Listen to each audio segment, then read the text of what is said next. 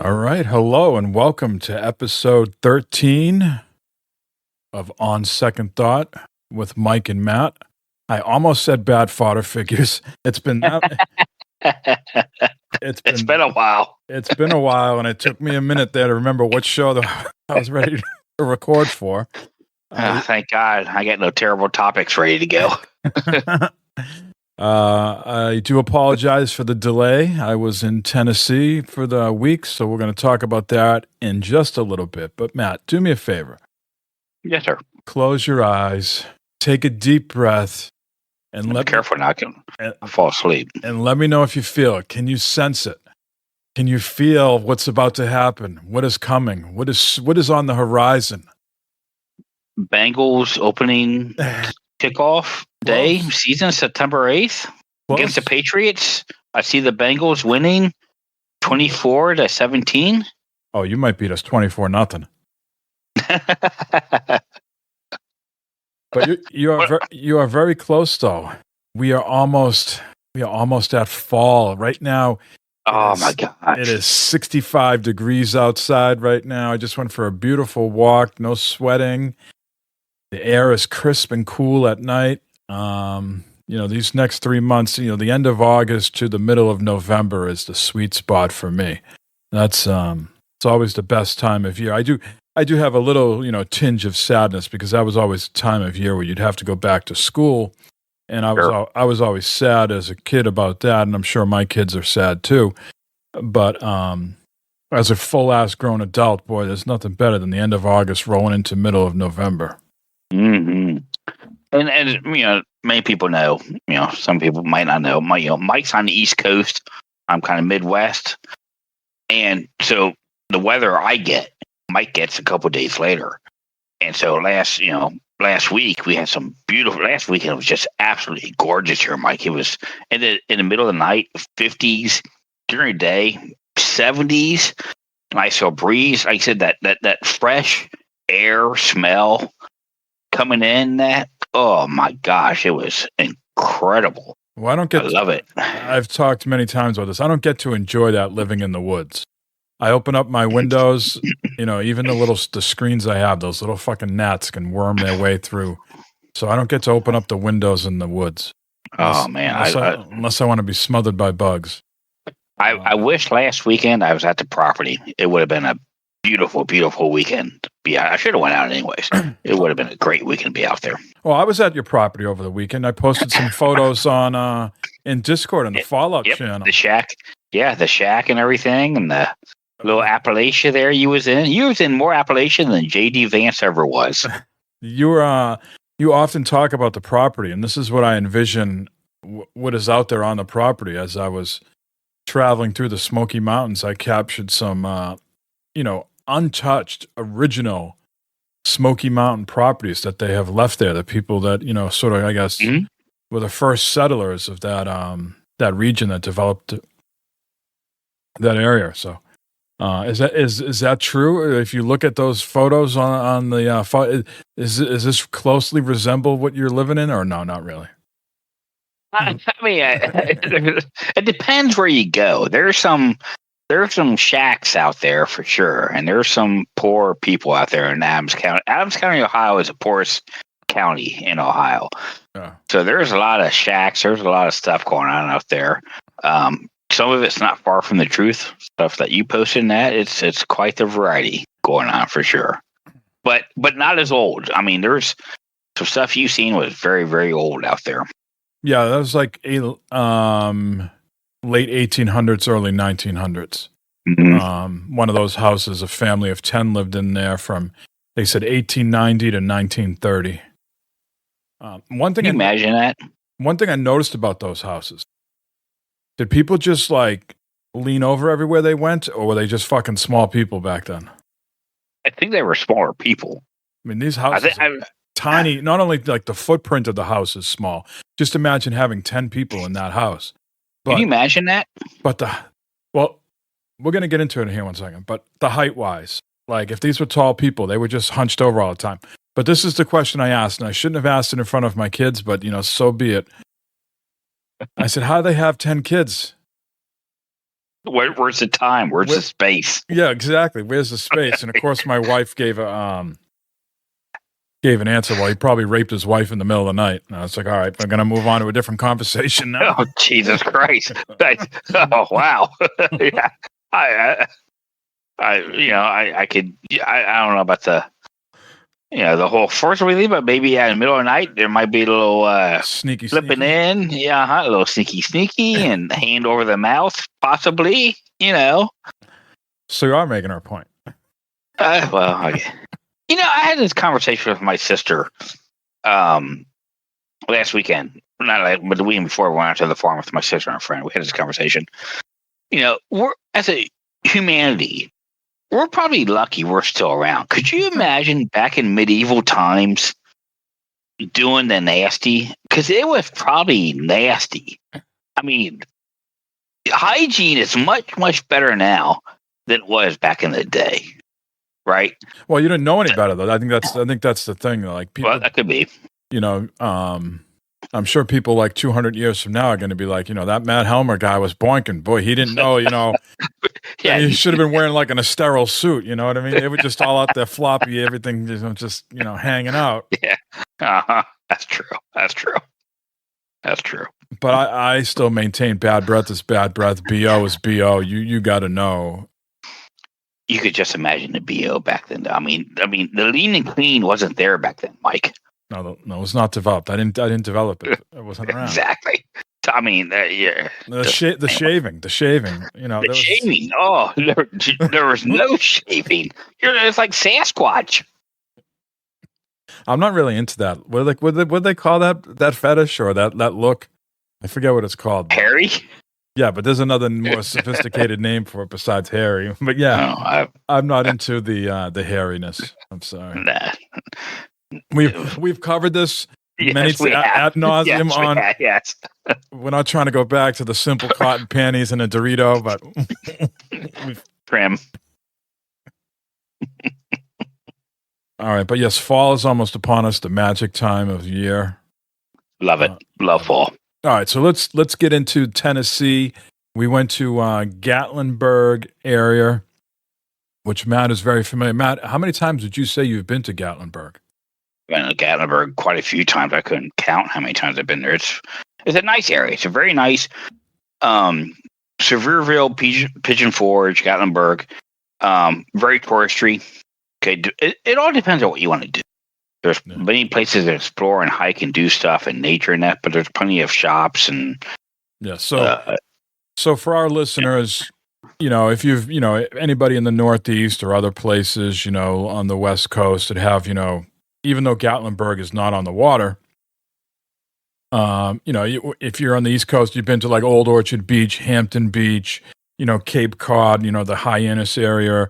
Or any sort of touristy places. That's what you're getting there. Lots of pancake houses, tourist traps for T-shirts. Bumper cars, mini golf, all that type of stuff. And mini golf all over the place. Yeah. Mm-hmm. I could do a day and a half, 2 days of that, and be done. So, Gatlinburg was hot, and on the weekends is not the best time to go there. It's like nuts to butts walking up and down the street. Yeah, the main drag there gets pretty crowded. So we stayed in the mountains. If you're familiar with that area, there is I think it's maybe there's a welcome center to the Smoky Mountain National Park, right? And I think it might be on the Pigeon Forge side. It could be on the Gatlinburg side. I don't know, but the trolley is right behind it. If that makes any sense to you, there's a trolley stop, a big parking lot for people that don't want to pay in Gatlinburg. They can get on the trolley and they can go downtown for free or whatever. So if you keep taking that winding road, it's called Wiley something road. Take it all the way to the top. That's where we were staying. And these are like, I think the houses average there, start at like 1.2 million and go up, exponentially depending on how many rooms. So some of those houses up there that my wife was looking at have like 10 to 20 bedrooms. And they're just built onto the side of the mountain. Like some of these houses, they say that there's one house that has literally 6 inches of the foundation is on the ground. The rest of it, is just stilts or whatever. Yeah. Mm-hmm. Yeah. And I guess they had a fire there about 8 years ago that did a lot of damage. So there was a lot of construction going on up there while we were staying. Yeah, there's a lot of new building going on down there. Yeah, like I said, a big damaging fire quite a few years ago there. Wiped out a lot of the cabins, a lot of those, hilly areas, and they're just starting to kind of recover from a lot of that. Yeah. And when we say cabins, we're putting the biggest fucking air quotes that you can ever put up. These are people's millionaires' investment properties. They said 85% of the population up in that area is all Airbnb. That, there's very few people living there. Yeah, before the fires, they were actually like little cabins. But now they're seeing the money opportunity that, hey, let's build some bigger shit and take advantage of the real estate and people traveling and stuff. Yeah. So lots of things to talk about. I think, the biggest surprise to me was the bears. The best way I can describe it, they were kind of like squirrels or bunnies back home to me. They were fucking everywhere. I was surprised when you showing videos and actually Lynn more so showing videos and pictures of that. How many bears you guys actually saw? Because wow, it never used to be just like that back a couple of years ago. It's more and more now. It seems like. Yeah, so there's no bears at all down below in Pigeon Forge or Gatlinburg. Yeah, you got to go up in the mountains. So if you're going to Gatlinburg and you're staying down below, you're not going to see any bears. You go way up in the mountains, you're going to see the bears. The house we stayed at, a mother and 2 cubs just came strolling on by, saying, hell, what I've learned is that they're not grizzly bears, right? They're just out there. No. They're just out there. Black bears. They're just out there chilling, eating nuts and grass and insects. They don't want nothing to do with you. If you just let them be, then, they don't run away scared. They're not aggressive to you. I'm sure there's, maybe some that are hungry that might, get aggressive to you at some point, depending on the time of the year, if all those things are going on. But that was not our experience. I told you a couple times to go out and just grab one, like a teddy bear, and see what would happen. But I don't know why you didn't. The cubs are cute, very, very cute. So of course we've been on the fitness kick and try to do some exercising. One of the first days we get there. And again, we're in the mountains, so there's no flat terrain, Matt. You're going down and you're going up. No flat. No. You're doing all sorts of twists and turns in the walk. So I knew we were going to get a good workout. So Lynn's a few steps ahead of me, maybe 20, 30 steps ahead of me for some reason. We go down the mountain. All of a sudden, she does a pirouette and comes back. She goes, "There's a bear." Right. And this was, early days where we still didn't get a good, sense of, what their aggressiveness level was going to be. Mm-hmm. So we immediately went back up, started going back to the cabin. Now we're about halfway from where we saw the bear, and there's this woman driving down the hill, rolling her window down. She goes, "I just want to let you know, at the top of the hill, there's a bear." I'm like, I'm pinched. God. This one at the bottom, this one at the top. What am I going to do? I'm pinched. I almost asked the lady, "Can I get a ride back to the cabin?" What about Lynn? Did you say just you? Just like, can I get a ride, or can we get a ride? Yeah, and this is a woman with a very deep Southern accent, and she's they're sweethearts. From what I can tell, they're sweethearts. They're not going to bother you. Don't be worried. They're sweethearts. We walked back up to the hill to the cabin very gingerly. We didn't see the bear that was up there, and we didn't do any more walking in the neighborhood because, what if? I guess was the thing. We certainly walked around the property, to various houses within certain range, but we weren't going that much exploring. And we had our dog with us too, who's 14 years old. She doesn't get around that quickly. So God forbid we're out on a walk and a bear does get aggressive towards my dog, or my dog gets aggressive towards the bear. I don't have a little dog. All of a sudden I got to pick up like a 75-pound dog that's going to be, bucking and screaming, and I'm going to have to run back to the cabin with this dog over my shoulder. you know. That would be no, yeah. So yeah, the bears were everywhere there, and then when we went into the park, we did a number of driving, loops through the park that you can do, and they were right alongside the road, just eating, shrubs and everything. Wow! I mean, there's one picture I sent you a few days ago, the close up. That couldn't have been any more than 5 feet from my car. Yeah, and it was a mother and the cubs, and it was a hell of an experience. They're very gentle animals, so we were eager to see if we would see bears, and we would at least see, I think, about 10 a day. That's amazing. Yeah, that's awesome, man. They say there's about 1,900 of them in the park. Wow. Yeah. So yeah, we got pinched by bears. That was kind of funny. On the way though, we stayed in Virginia. We kind of broke up the drive. We stayed in Roanoke, Virginia. And then the next day we drove from Roanoke to Gatlinburg.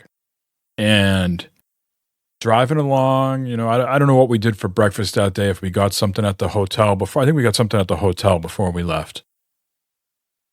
The free breakfast at the hotel, or like the free breakfast that they put out. Yeah. Mm-hmm. All of a sudden we're driving and I hear this like swoosh sound, and I'm like, my first thought was, did my dog have like explosive diarrhea? Like I was waiting for the smell of like shit. I thought it was like she just like stood up and just like, like vacated, just completely let go. But then I heard someone crying, and it was my youngest son. Explosive vomiting in the back seat. And this has happened quite a bit on vacations, usually like the first or second day. His body almost needs like a day to recover from all the traveling. Like you try to do too much, like too quickly with him, and then you toss food on top of it. But the problem is, I think he was trying to like hold it in. Like he didn't give us any warning. Like, hey, I'm starting to get sick, pull over. Just everywhere. And we were driving through a section of Roanoke. I guess the best way I could say it is, was not ideal to pull over and be cleaning up puke, emptying the car out. And, luckily I had some, we had some wipes on us and stuff like that. We had some extra bags so we could, we brought shopping bags from back home that we knew we'd have to pick up like dog poop or whatever. So, we could put some of the clothes in there and tie it off till we got back to the cabin and could wash them. But was he able to at least puke in a bag in that, or was it just? No, it was just everywhere. Oh, yeah. I mean, luckily he didn't have a lot of food in him. He had chocolate milk, and it just went like. How did the other kids? I say kids, but your other sons. Well, I think everybody clamped up once Dad was like, we talk about the mentals and physicals on here, and it's always a work in progress, and I would like to be more sympathetic in those situations, but sometimes I hear you. Sometimes words just fly out. You react before you think. And I probably said something like, "Why does this happen every goddamn time we go on a trip?" And then everybody just clams up, and then so there's no one's having a reaction other than, let's not make sure Dad doesn't really explode. So everyone's just stewing in Dad's anger and the smell of vomit. Well, luckily we pulled right. We were not on the highway or anything like that. We were still kind of in like a city area that we could pull over into a parking lot, and the other two kids stayed in the car. We had a big I don't know if it was a Ford Expedition. I think it was a Ford Expedition. So one kid was way in the back, and he was away from it.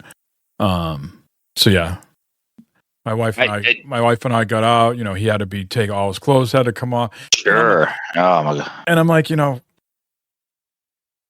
know you're not an 18-year-old. You're 11, but still, please don't get buck naked right in this like parking lot. Like move like in the car. Like I'm like, what are we doing here? Like you can come on.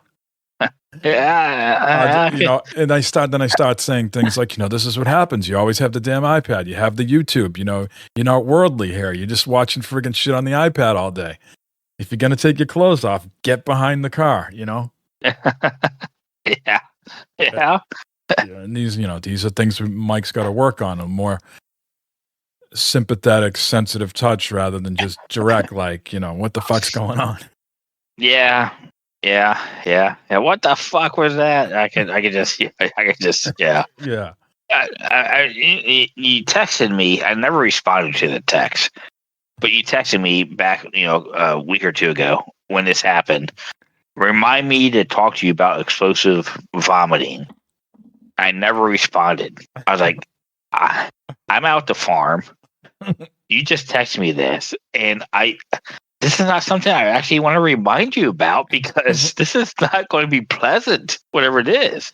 I thought maybe you had, bad food poisoning or something or whatever. I figured it had something to do with car sickness or, something like that. Yeah. I say, I know I'm not responding to this. I don't want to know about this right now. Yeah. So that was how we kicked off the trip. Oh my God. A lot of testing my patience on the trip. What is it with the country and 2-lane highways? I mean, it's not something that's exclusive to Tennessee. It's in Virginia, it's in Massachusetts and places. These 2-lane highways, and there's signs everywhere you go. Don't be a loafer and camp out in the left lane. And people do it anyway. And the truck drivers are in the the trucks. They don't care. It is like maddening sometimes to drive through this country on these 2-lane highways. It is really, really, really, and Lynn did all the driving. So I'm not sitting here saying like I was driving, but I'm still there, assisting, talking, being awake, not the guy that falls asleep because I'm not driving, Right. But yeah, it was an experience on some of those roads, the way that people drive and camp out in 2-lane highways. Yeah, I don't know what the solution is, because what all of a sudden are we going to do? Make these into like 4-lane highways? I mean, it seems like then you're taking over people's farmlands and shit like that. I don't know what the solution is. Not in the mountains, and that you can't do it in the mountains. Yeah. In the mountains there, you're stuck. You're yeah.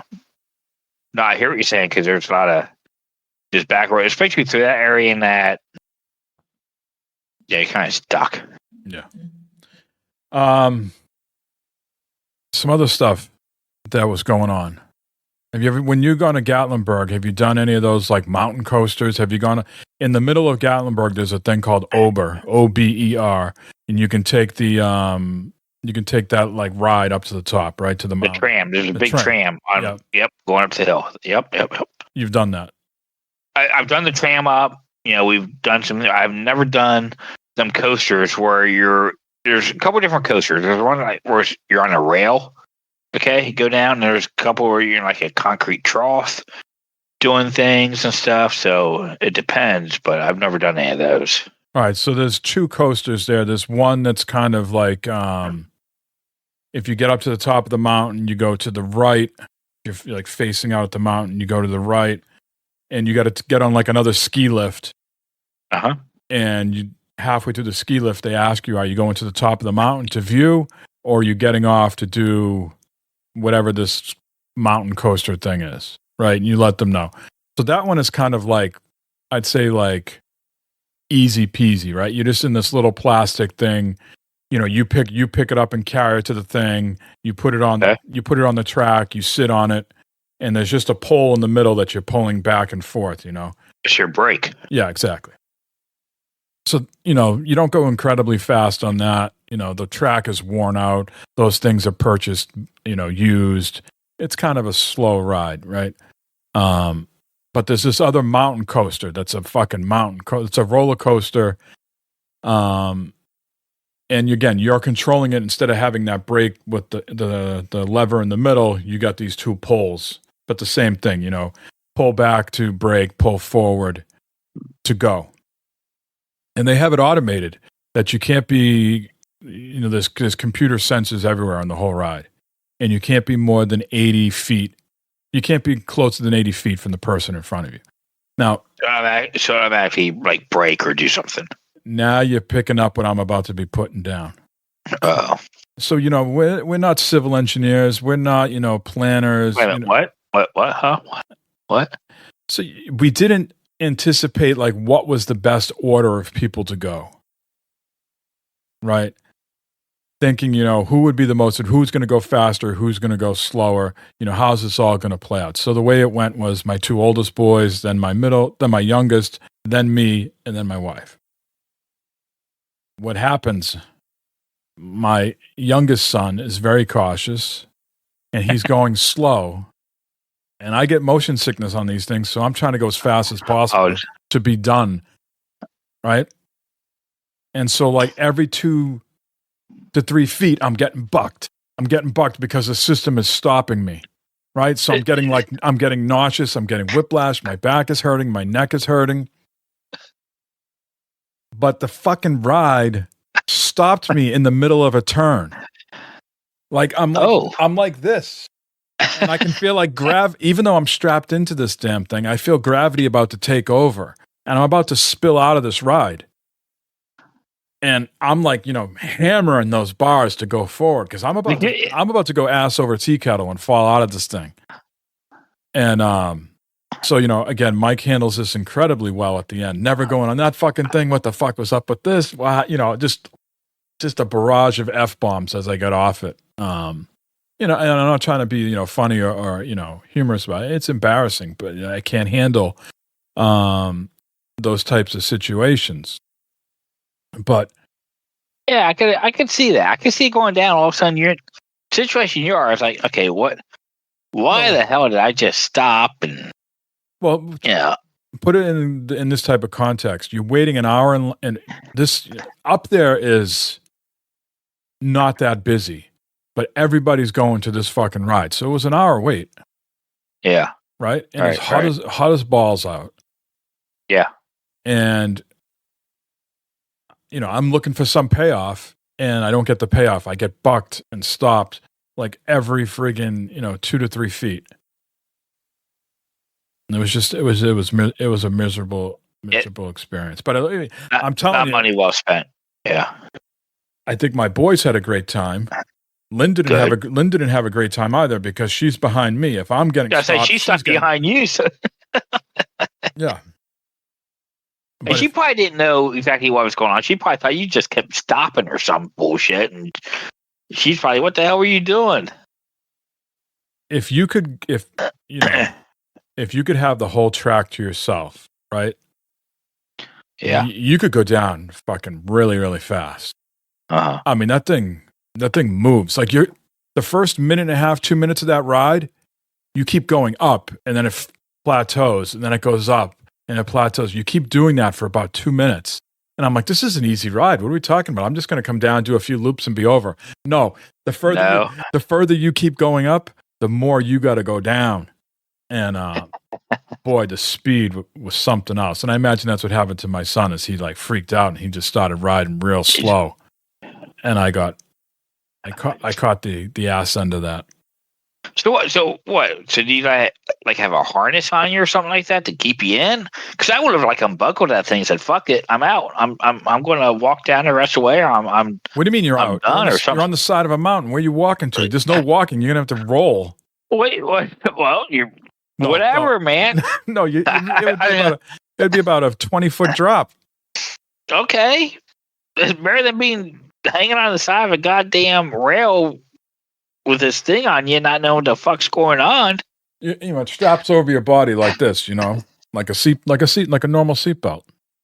Yeah. And you're in this big plastic, sled-looking type thing. Yeah. It can fit two. It can fit two people. And you just got these handles, that you're doing like this, back and forth to go faster or slower.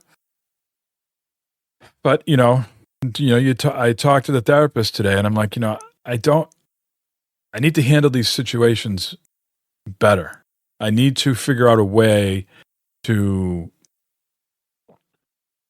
think before I react. And it's tough in that moment when you, like I said, you've been waiting in line for an hour, and then you get down and the ride doesn't meet your expectations, and all of a sudden you're getting physical pain and you're getting motion sickness, and then you feel scared because you're hanging off the side of this friggin' ride. And the expectation is, as the adult, that I should just be able to roll with it rather than drop some F-bombs and be like,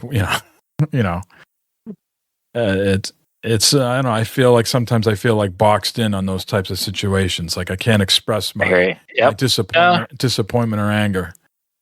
Well, that's what a father does.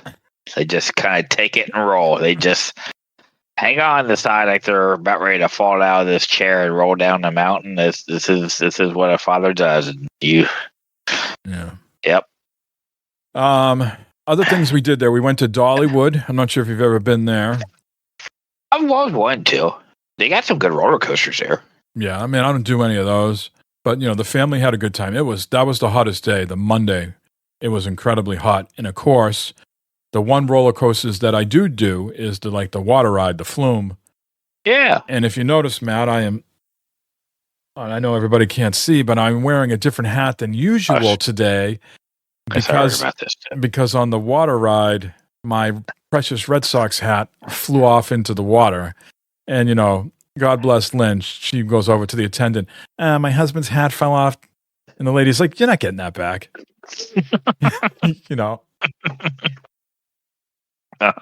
She's like, they're not stopping the ride to fish your hat out. And the thing that pissed me off is I pushed it down real tight too before. Right. So it wouldn't go off. And I figured, if I sit on it, it's just going to get wet. Right, that when I did the mountain coaster ride with this new hat, I sat on it because there's no water, right? Right.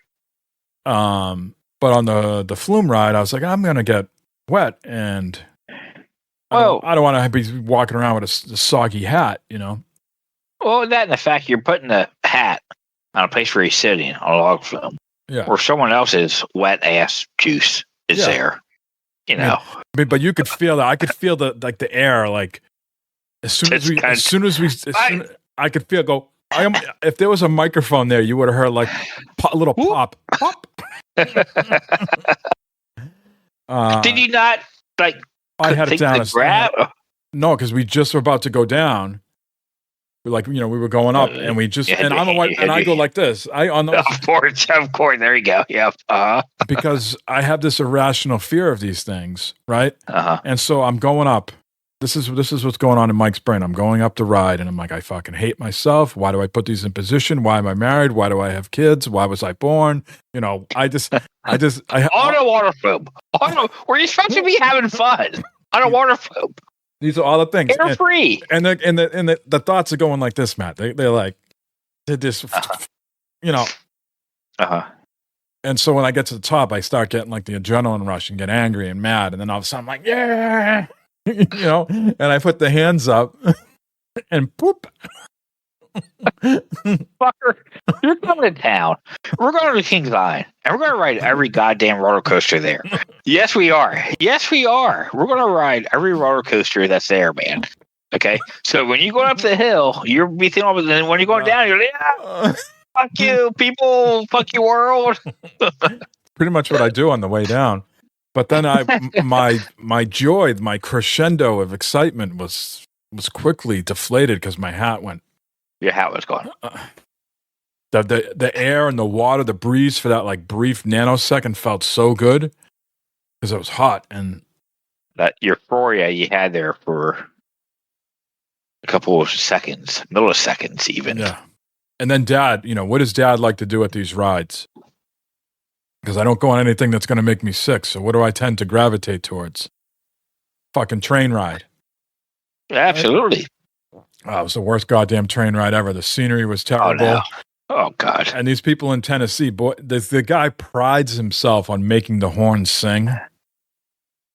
So he was train whistle. He was making that whistle, and they had us waiting in this corral line, and everybody's baking in the sun, and then the seat we got was directly in the sun. It was the first car of this train, so we're right up against this plexiglass screen that they must have put in for COVID.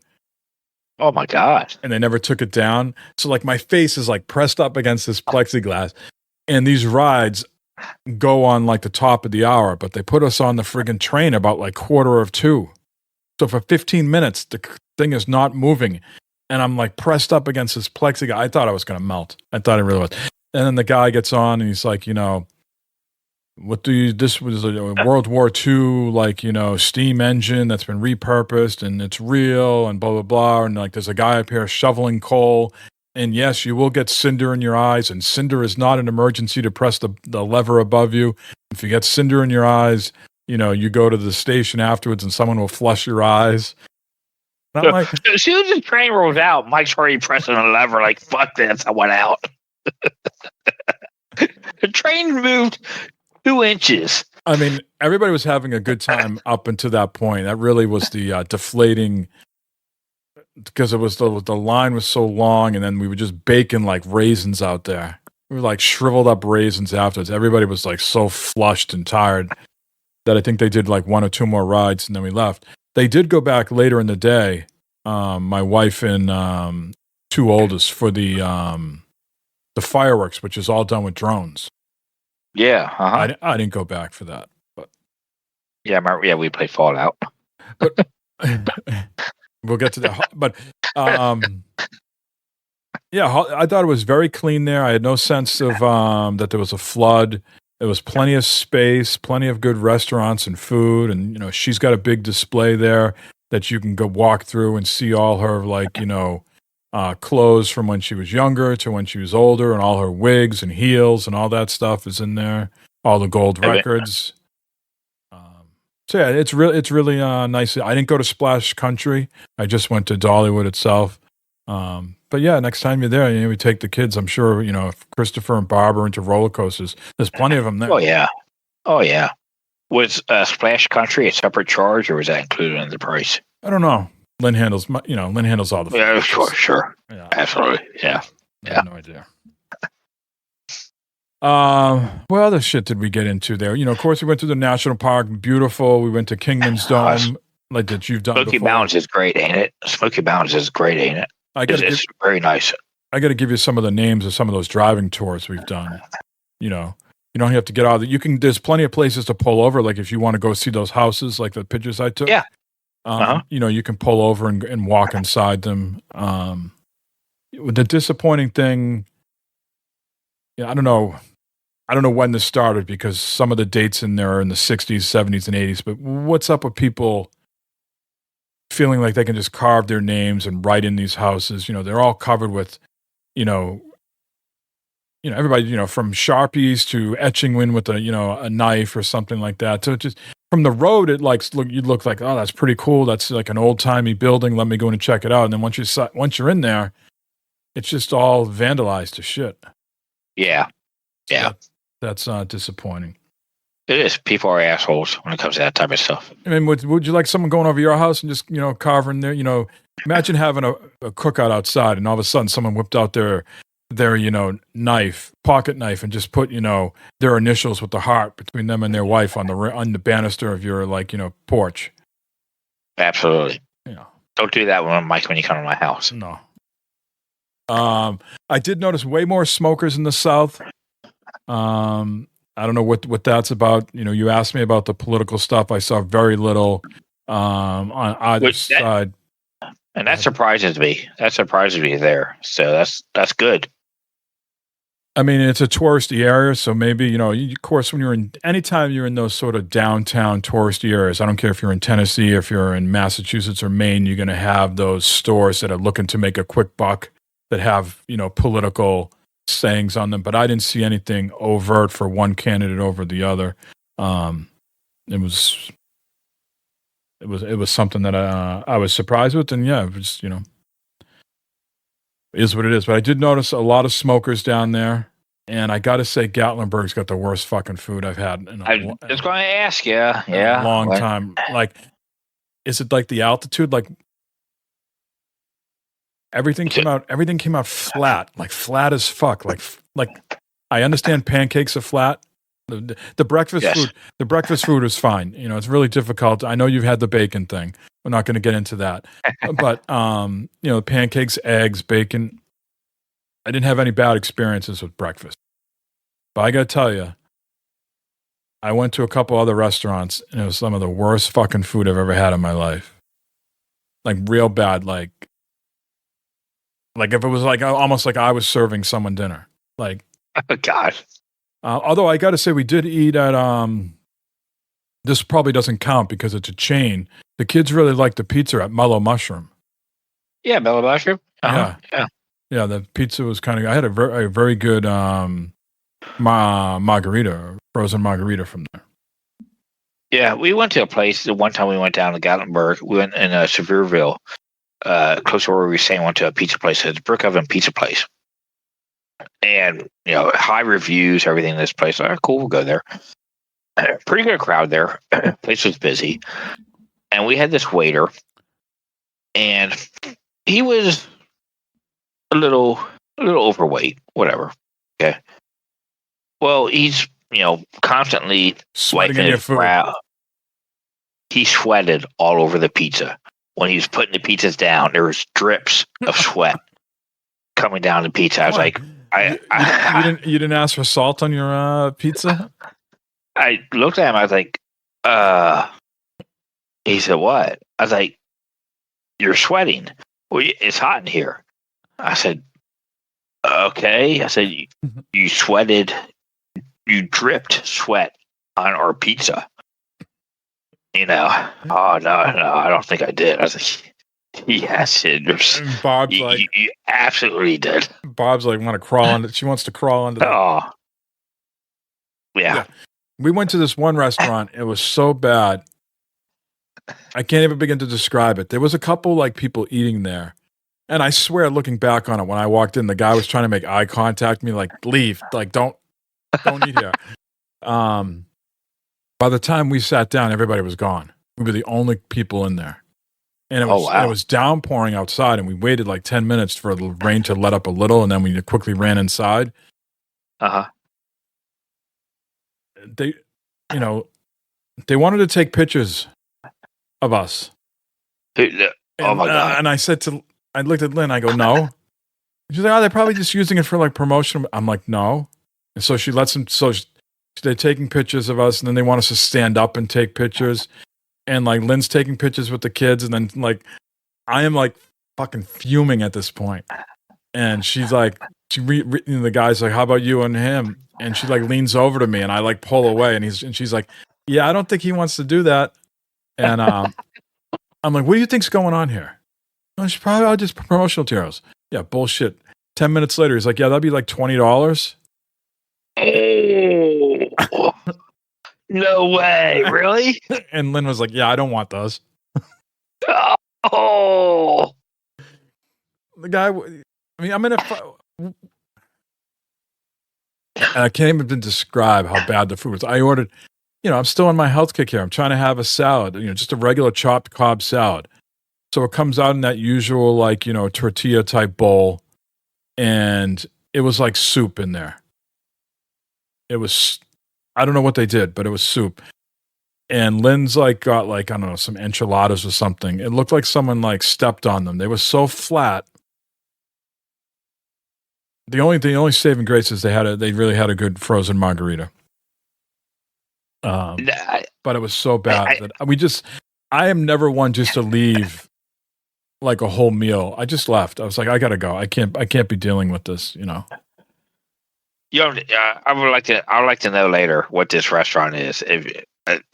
Oh my gosh, that is incredible. They took all those pictures, and then what the guy said, okay, that. So like what? So after you took the pictures, did you come up with like he went and printed them or something? Yeah, he went and printed them. Yeah. And said, okay, here. Yeah. What?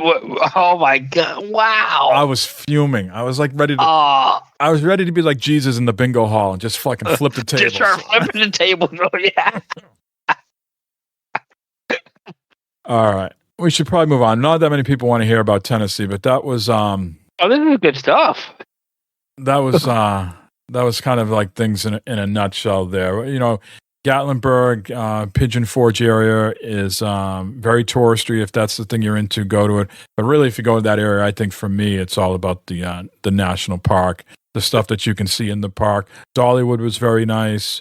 Matt, at some point, you will have to go back to Gatlinburg and let me know how good Hillbilly Golf is, because that place was jammed from the moment I got there to the moment always crowded. So you take like some sort of like ride to the top, and then you play golf on the top of the mountain. And you play golf, and you play golf on the way down, type of thing. Yeah. It was jammed, nuts to butts. I want to ask you one question. Yeah. Will you go back? No. Okay. I mean, if we would go back. Well, we have plans to go to I think we want to in April. We want to go to Shenandoah in Virginia. Okay. Yeah. I mean, we would probably go back in a minute if we could stay in the park and do that type of yeah. We wouldn't go to Gatlinburg again. Yeah, good. Yeah, forget Gatlinburg, Pigeon Forge, Sevierville. But when you Smoky Mountains, the region, you would go back to the region. Oh yeah. Yeah. Very, very beautiful. Some of the sites. I would recommend next time you go to Gatlinburg, go back to that Uber thing, ride the tram up, and then take the ski lift all the way to the top. They're building a new observatory up there. You got a big walking bridge too, or something going across there. That's some other. We did that one. We did that walking bridge. I know what you're talking about. And I had to yell at some people because they started to sway the bridge. Right? There's a couple. There's the big one, the world's big, the biggest. Bridge, that type of walking bridge, and I think I don't know, the world or North America or whatever. It's got a glass floor at some point on it. They started to sway. They started to sway that, and the guys with the bow horns yelled at those people. But there's like another little one where these people got on and started rocking it. I think I yelled something like, "You don't want me coming back there." Oh no. And then, I told you about this, but we might as well get this off my chest as well. We're in Gatlinburg, and there's an ambulance coming. And I'm not sure which direction you're going in, but it seems like one side is 2 lanes, the other side is 1 lane. I just got my head forward. I'm minding my own business. I see that the ambulance is, coming from behind, but it's, bumper to bumper traffic. I can't get over to the right to get out of the way. And this lady on the right-hand side of me is like banging on her glass, like trying to get my attention. I roll down the window and she's like, "There's an ambulance coming." And I'm like, "And what would you like me to do with my fucking car? Why are you telling me this? There's like a zillion cars here. Why aren't you telling everybody else?" The ambulance didn't care that I was there. The ambulance scooted out into the left and went right by us. Right. I was like, "Well, why are you telling me?" I mean, literally, it was bumper to bumper traffic. I couldn't get over to the right. I couldn't go forward. I couldn't go back. I just had to sit there and let the ambulance do its thing and go around me. Right. Yeah. And there's an ambulance coming. And what would you like me to do with my fucking car? Mike, you can't take me out of the house, really. It's no, Mike. You and I, and Barb, you go on a trip somewhere. We're going to Shenandoah. We're going to try to stay in the park. No. We need to have some place where there's some action, like Chicago, or some place where there's a lot of people and shit. Because you and I would just be fuck this, fuck these people, get out of here, and Barb and Lynn will just take off and just fuck you guys, we're out. Yeah, we're out of here. Yeah, the hell of a thing. A hell of a thing is right. But I think we did have a good time at the cab. We did have a good time at the cabin. The kids had fun. There was some pool tables and ping pong. Plenty of televisions, but nice. To bring it back to gaming here, finally, I had the ROG Ally X with me, and that thing held up all week, man. I got all my dailies and challenges done. I got all my free rewards claimed. The battery life is great on it. It's comparable to the Steam Deck now, the X version. I was wired sometimes. I was not wired. It connected wirelessly perfect. The game ran flawlessly, as well as the Bethesda game can run. So yeah, I was really impressed with it that it was it works so efficiently. And I only have that game on there, and I'm using it. I'd say by the numbers, right? I'm shutting it down every night. I'm loading it up in the morning.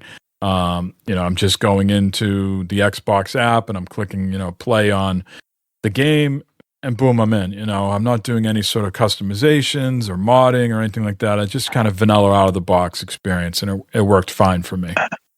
Awesome. Yeah, and then we played a couple of nights, and you had your earbuds in and stuff like that. It sounded great. Yeah. It seemed like there was no gameplay issues when we were playing together and stuff like that. Worked out great. Yeah, it was good. It was good experience. Traditionally, I leave devices home when I go on vacation to kind of get that separation from gaming, but 76 has got the hooks in, so it had to come with us. QuakeCon happened the other day while we were out, and they confirmed for Fallout 76 that a Milepost Zero is coming out on September 3rd. So today's August 15th, which means we got a little bit about 3 weeks or so to come out quick to get all our seasonal stuff done. We got to, I'm not sure what your strategy is, Matt, if you're going to wait to September 2nd to claim all your tickets, but you got to make sure you don't lose them, right? Yeah, I'll probably see how far I get in the season. I know it's 100, which I'm at 99. 150 is the next thing and get stuff, so I'll probably at 100. And then a couple days before, I'll go ahead and clear out my tickets and buy what I can from the seasonal shop. Yeah. I'm inching close to about 2,000 tickets, so we'll see what I... Yeah. At first I was buying a lot of the Power Armor skins, but now I don't even play in the Power Armor. It doesn't feel like the Power Armor always looks cooler when someone else is wearing it. Now, if you could see what I'm wearing now, you would understand why I would not be in the Power Armor. For the people out there that are thirsty about this Fallout 76 action, I am in a full Jaguar pantsuit with the black button-down shirt and a Jaguar tie, and then I have a customized metal mask. Think of like a luchador or the Red Skull from DC. I have a full-on metal skull mask in my Jaguar pantsuit. Very nice. He's looking very sleek, very pimpish. He is commands respect when he shows up at an event, is what Mike is doing. Yeah, especially when I do my Mothman dance. Oh, that just makes the whole thing. Yeah, those moves and that suit, very smooth. Very smooth. And where is your excitement level for Milepost Zero? I think some of the things that are going to happen is there's going to be a new thing called caravans, where I'm not big on escort missions, and I think that's what these are. Is that people are looking for things to do in between events. So there's some people that they don't play the story, right? They just come in, do their dailies, and they do events. They're not playing, or they've already completed the story stuff, one or the other. And so they're looking for things to do in between events. And so they've come up with this caravan, the Blue Ridge Caravan. You're going to be able to escort them from, place to place, and you're going to have like hordes of enemies or insects or creatures that you're going to have to kill along the way to sort of escort this caravan to its destination. That seemed like something you're interested in, or no? No, I'm not much on escort quests and stuff like that, because especially if the person or item you're protecting is very weak, and you're constantly having to help them or save them. I'm not looking forward to that part at all. Well, they're supposedly going to have outposts, which are some bigger version of camps. And you're going to get some good rewards for successful caravan missions to equip your outpost. And I guess these outposts are going to have specific vendors for gear that you can only get at these outposts. So you earn these rewards, which allows you to create these vendors in your outposts. And then there's only gear that you're going to be able to get there. So another form of currency. Yep. This game has got so much currency already in it. Yep. And they're adding another one. Yes. That's frustrating. And I think those were the exact words when I watched the QuakeCon thing. They said, yeah, this will be another form of currency. Yeah. Yeah. We've talked about that before. Yes. And then there's some, I don't completely have my head wrapped around the whole new legendary thing, but you're no longer going to have to go to the legendary terminal to scrap them. You can do them at your own workbench, I think. Yeah, they're not so random. But right now, when you do legendary mods, it's random, right? You go in, you can't choose. You want this, this, and this, which, okay, there's a gamble there. But now, the new one, you can choose, 1 star, 2 star, 3 stars. You can choose the different tiers and stuff that those are. But you have to farm the materials and learn the recipes and all that stuff to make that happen. So just another grind aspect of the game that they're adding. Yeah. They were sort of asked in a roundabout way, have they ever thought of ending Fallout 76, or do they have an end in mind to this game? When are they going to stop making it and make a Fallout 76 2.0 or something like that? And I think the way they answered it was, as long as there's people interested, that they have no plans of stopping whatsoever. So it doesn't sound like to me they're making a new version of this, that they're just going to keep iterating on it. Yeah, I can see that. I mean, it's like, World of Warcraft, you throw out expansions here and there, you throw out other items, fixes, and stuff like that. They're following, almost the same recipe. Yeah. So, yeah.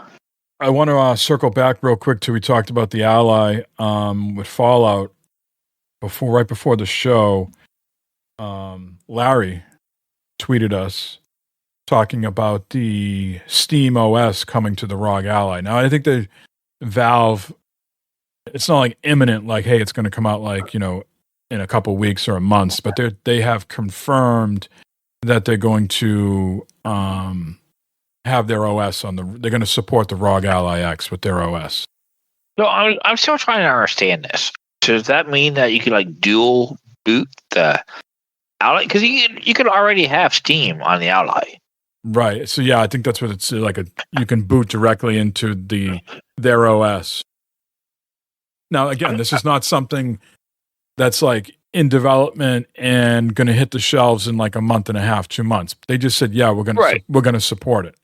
So I think those details you're looking for aren't ironed out yet. So I don't have the specific answer, but I think to your question is yes, this is a window machine, just like my PC. I can put Steam on it now and it acts like Steam, but I think they're going to do some customizations to support specifically what the Ally X can do. So you can just boot right into it rather than open up Windows, click on the Steam. It's going to, and they're saying on the other end though, on the Steam Deck, they really don't have any plans to do a dual boot right now.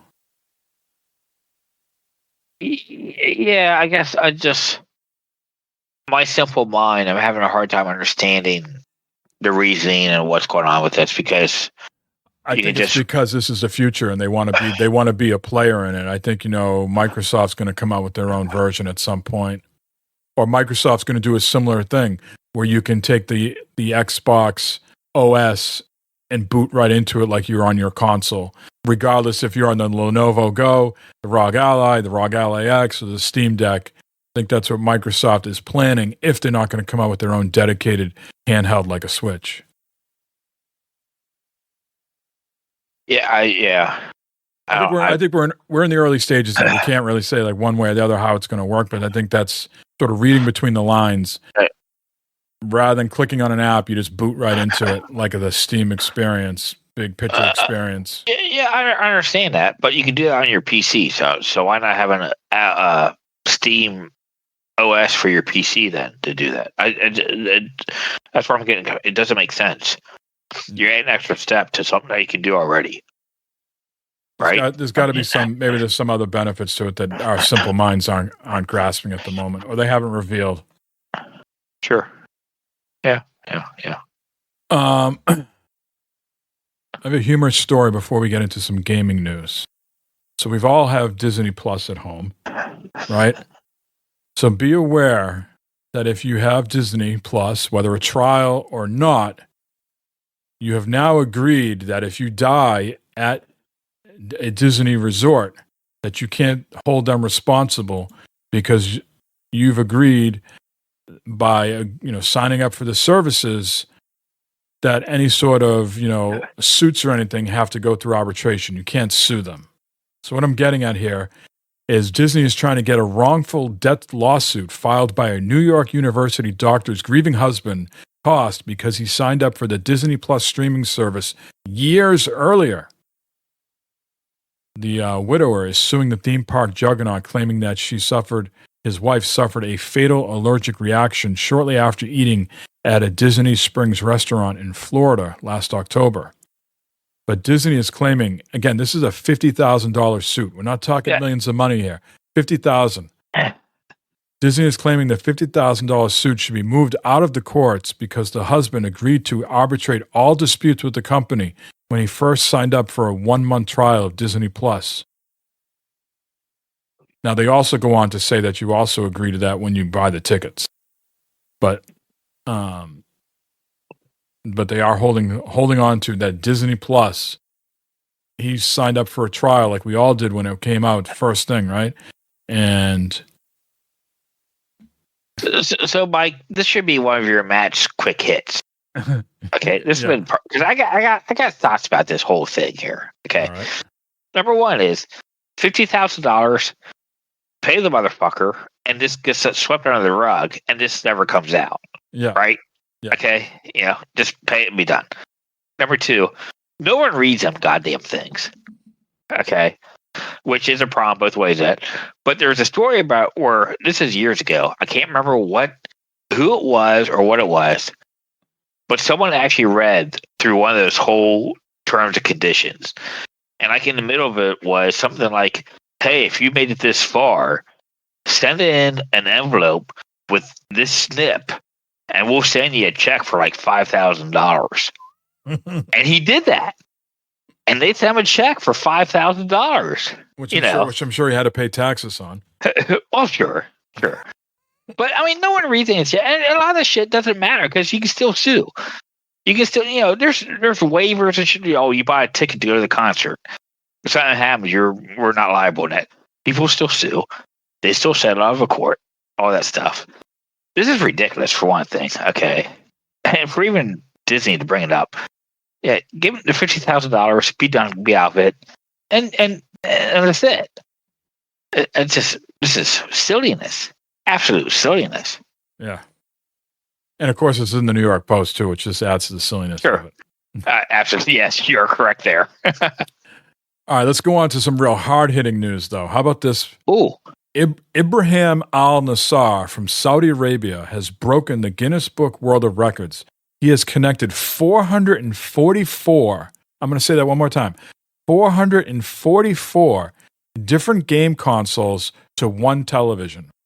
I'm not sure if you've watched this video, man. It's a great watch. The guy seems like a very nice guy, and he goes through it. He's very proud of it. He's got all these switches.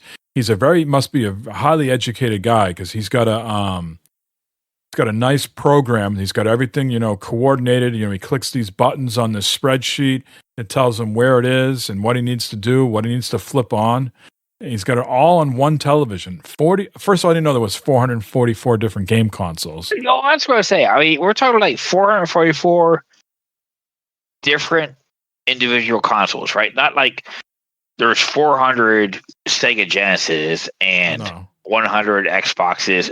Totally different types of consoles. Like all sorts of shit that you could from the very early shit with like keyboards, those types of, I don't know, Famicom, stuff like that. Yeah. The real early stuff. He's even got those joystick ones that have the games built into them. You watch the video, he's got them all, and he's got this program. He's got this big widescreen monitor, and he plugs in, tell me where the PS5 is, and he flips it on, goes over to the PS5, the switch goes on, and it comes right up on the screen. He might have Glovebox Pete here with game consoles. There's a chance that he's got him beat. And I was going to stop by Mr. Glovebox's residence, but I was not. There's many burgs in Virginia. Someday we're going to have to do an episode on why are all these towns or places in Virginia and in burgs. but there was not one that was matching where Eric lives. And I kept looking on the map going, how far away is Roanoke from? I was like, wow, that's like 3.5 hours away. It's not really near him.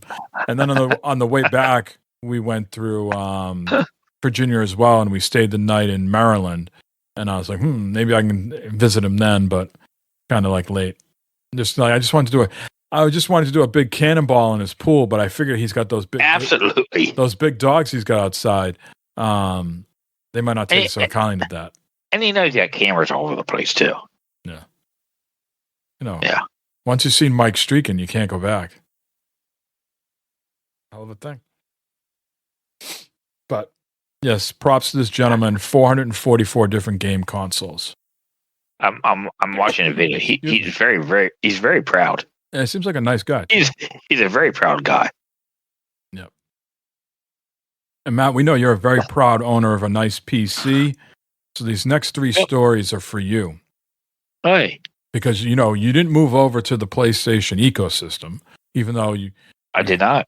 And I know this is a sore subject. We don't know where the PS4 is now. You had a PS4, but it's floating somewhere out there. God knows if your name and ID ever got stripped off of that, or someone's playing in with your credentials. Not to bring up sore subject.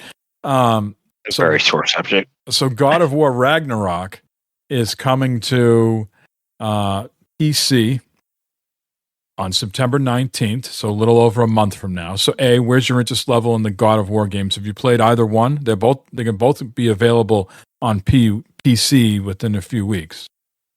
Any interest? I played a God of War game years ago on the PSP.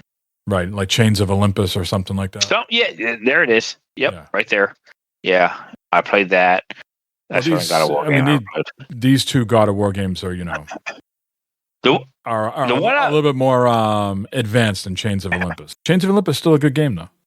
The one I would want to play, it'd be the one people always talk about, Boy, that one there. That's just God of War. That's the first one, yeah.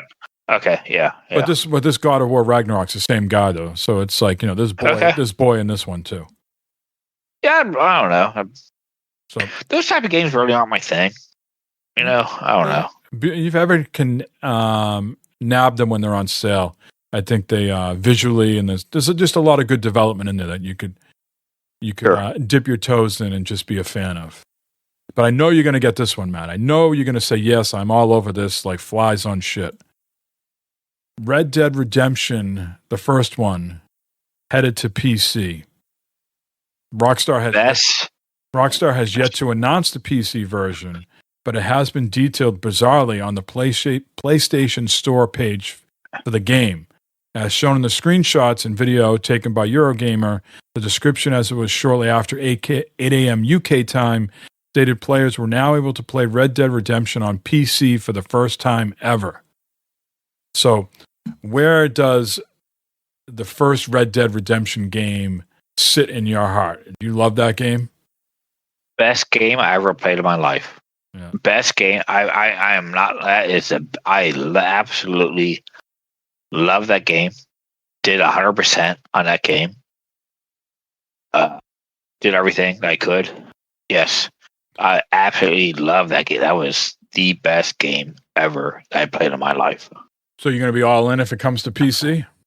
Absolutely. Nice. Especially if I can play it continuously on the Ally or the Steam Deck. Yes, sir. All right.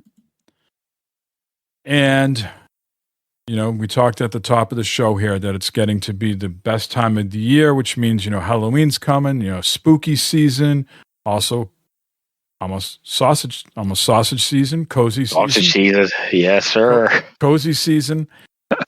We mentioned that you had a PS4, so maybe you played this, maybe you didn't.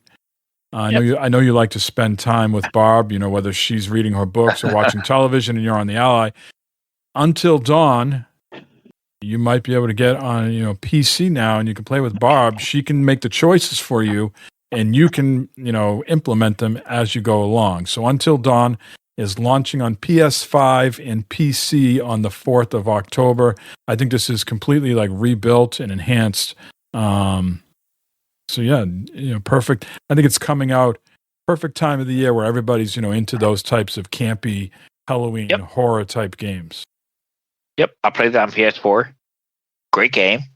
It was Alan Wake type of game. Had a lot of fun with it. I will probably end up, if the right price, buy this again on PC and play it again. Yes, very good game. Good story. Good overall experience. Okay. Before we wrap this up, Matt, we got some quick hits for you. Oh. Okay. First thing I'm going to hit you with. Let's get your reaction. This is quick bits, Matt's quips.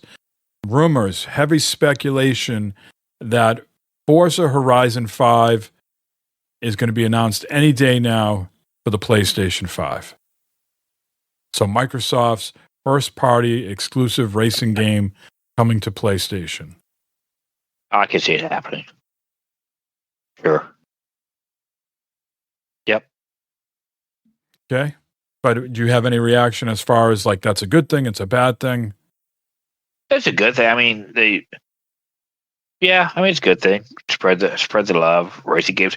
I really wish that PlayStation would come out with a new Gran Turismo, to counteract that or something. But they just put out Gran Turismo. Didn't GTA, didn't that Gran Turismo 7 just come out within a year or so ago? Did it? Oh, okay. All right. Those are too simmy for me. I need more of the arcade style. Yeah. Yeah. They announced today that the new Dragon Age game, and I'm not going to attempt to pronounce it, mainly because I don't have it here at my fingertips, but the new Dragon Age game is coming out on Halloween. Have you ever played any of the Dragon Age games? So what Dragon Age Origins? So that's the right franchise, but this is called Dragon Age The Veilguard, out October 31st. Yeah, no, that's the same people did Mass Effect, right? And whatchamacallit, Anthem. Yeah, no, I've never played any of those games. Yeah. I wanted to after I did Mass Effect. I wanted to just to experience a whole other side of them, but never did it. Okay. Microsoft's first-party game, Avowed, delayed to 2025 because they said fall was too busy of a schedule. They figured February was less crowded.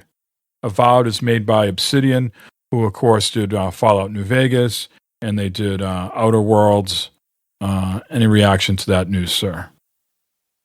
Microsoft is saying that fall is too busy for them? Yes. Why? Too many games are coming out. From them? What? Wait, what? Yeah. It says Microsoft pushed its first-person role-playing game Avowed to from late 2024 to February, citing a crowded fall.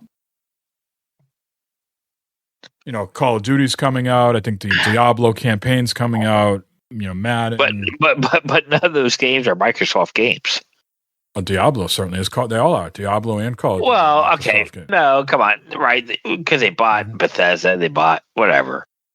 But those are, I would say, the traditional first-party game from Microsoft. Right.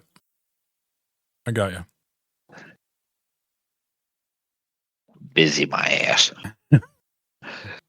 I know you were into the when we played those games, those co-op games. I'm not saying this is a co-op game like that, but it's got a similar art style. So I'm thinking of that game, It Takes Two. It Takes Two, yep. Yeah. So Devolver has a game coming out that I think you're going to like. It's called The Plucky Squire. You bounce between 2D and 3D. It's coming out September 17th. It's previewed very well, and it's going to be free for those on PlayStation. You're going to go out and buy a PlayStation 5 to play The Plucky Squire for free? No.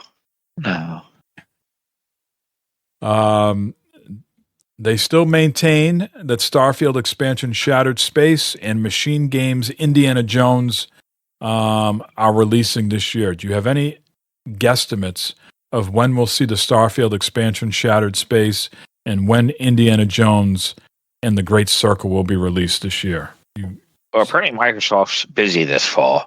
So maybe those are the things that are coming out in the fall. Yes. So maybe between Thanksgiving and Christmas. Okay. Gamescom is next week, so we'll find out by the time we reconvene in 2 weeks. We might have some answers to these questions. Possibly. Make me look like a fool. I dare you. Come on, Phil. Do it. Do it. All right, Matt, we are at the top of the hour, which means we're going to end the show. Do you have anything that you need to discuss or let people know about that we didn't cover that we feel that we should have discussed? I think we covered a lot tonight. Explosive vomiting, bad food, bears. Worse food. And I know we have some listeners in Tennessee. I'm sure there's good food elsewhere in Nashville, Memphis, Knoxville. The food in Gatlinburg really was terrible. Yeah, I can't comment too much on that because it's just okay, whatever. It's mediocre. Yeah, it's nothing special. When someone sweats in your pizza, that's a bad time. Nah, nothing else, Mike. You want someone to sweat on your pizza roll, not in your pizza. There you go.